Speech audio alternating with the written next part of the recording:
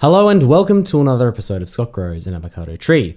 About a month ago, we decided it was time to put Norbert into soil, and today we have an update. The days and nights are getting colder here in Melbourne. Autumn is gone and winter has arrived.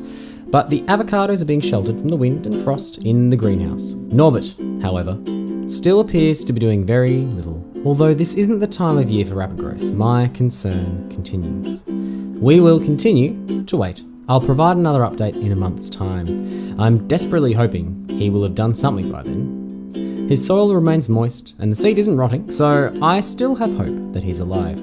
We'll just have to wait and see. And that is all for today. Thanks again for tuning in. I'm hoping that my next Norbert update is more exciting than this one. Thanks again for watching, and I will see you next time.